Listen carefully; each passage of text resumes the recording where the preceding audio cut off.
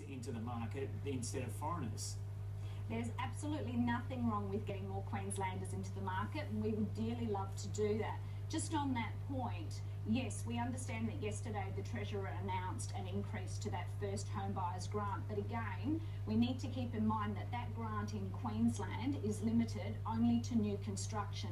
What needs to happen to allow more Queenslanders to access the property market is that grant needs to be expanded to include established housing.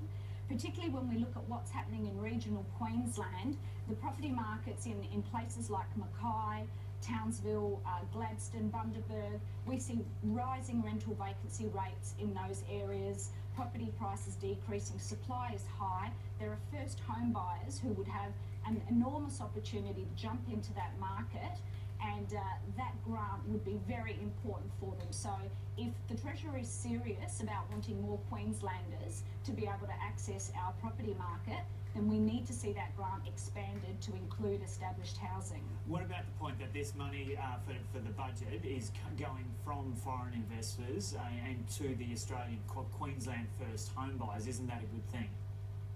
Well, again, if we look at that grant, the statistics indicate that it's not being utilised. So we know that only about 4,000 Queenslanders have actually accessed that grant. Yeah, so this will encourage more Queenslanders to get it.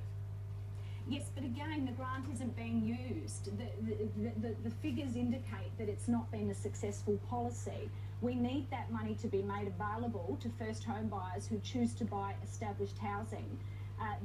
Limiting it to only new construction means that, yes, there's more money available, but that money isn't actually being utilised. The figures show that. Right.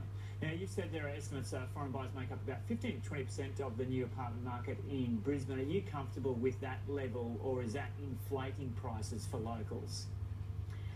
Look, it's difficult to know exactly the impact foreign buyers have. We don't have any hard data on how much of Queensland property is actually owned by foreign buyers. That 15 to 20% figure we're quoting is very much coming from developers. So we have an enormous amount of apartments and units being built in the inner city circle here in Brisbane at the moment, and anecdotally we're hearing that about 15 to 20% of that is being absorbed by foreign buyers.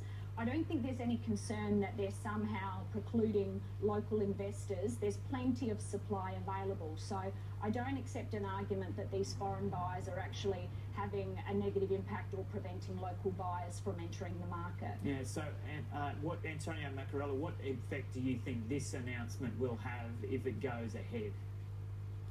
Look, I think what it does, again, is it undermines confidence. What we really need is we need government to actually be encouraging further investment in Queensland, particularly in regional Queensland. We need to see the government offering greater incentives and greater support.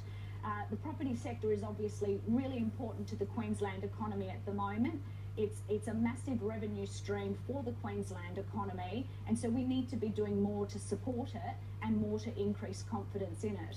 Okay, Antonio Maccarella, thanks so much for joining.